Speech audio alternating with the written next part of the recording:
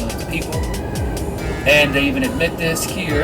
And then we look into Bill Gates' history, and he's hiding all kinds of money. There's a lot of propaganda surrounding him, trying to promote him as a hero, even though he's connected to Epstein and the pedophile network. Do we know for sure that Gates trafficked kids? No, I'm not saying it, but he definitely knew Jeffrey Epstein and is trying to downplay it. Then we look into some of his history, and he's connected to the Rockefellers, the same Rockefeller Foundation, the same Rockefeller family that in 2010 rolled their own simulation, which included lockstep, a world of tighter, locked-down government control and more authoritarian leadership with limited innovation and growing citizen pushback.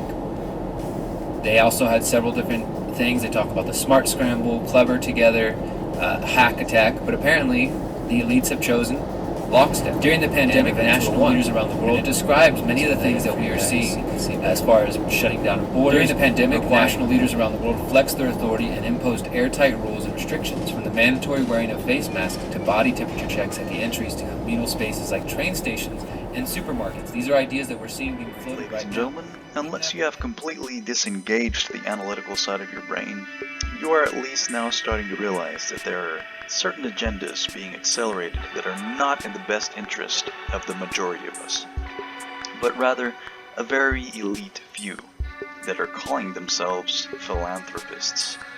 There is a technocratic agenda that was set in motion several years ago and is now being fueled by this crisis. Whether or not they succeed is up to us. Some of my friends have admitted to not having the capacity to express an informed opinion because they feel that centralized health authorities make informed opinions and or decisions for us, every word, and that we should yield to those very word that are thinking in this every word and not our own, to start thinking. To those of you that are thinking in this manner, I strongly encourage you to start thinking for yourself.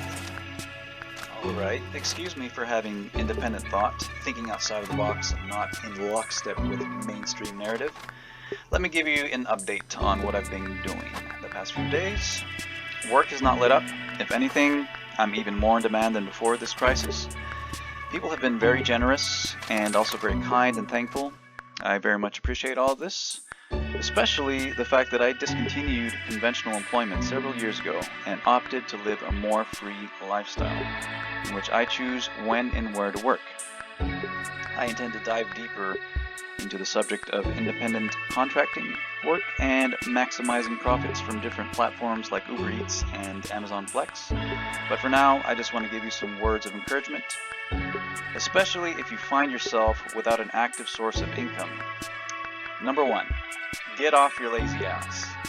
Number 2, be creative. Learn a new skill that will be immune to any sort of non-essential worker layoffs. Make yourself essential. Number 3, stop eating. Most of us can afford to go without eating for an entire 2 weeks, and we would be much healthier for it. Once you start shedding weight, getting clear and healthy, your motivation will skyrocket, and you will be full of ideas and inspiration that will guide you through to meet and maybe even exceed your financial goals. What I do is very simple, and it's fun. But I understand some of you don't like interacting with strangers in a friendly manner and driving on unfamiliar roads. Now, I'm not asking you to do what I do. What I'm encouraging you to do is take my 3 general steps towards being independent of any government assistance. And that is, number 1, get off your lazy ass, fatty. Get creative, learn something new. And 3, stop eating, you disgusting pig.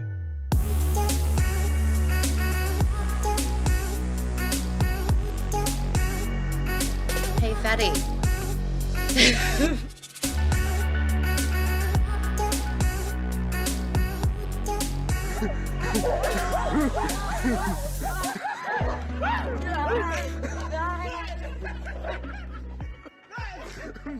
Mama.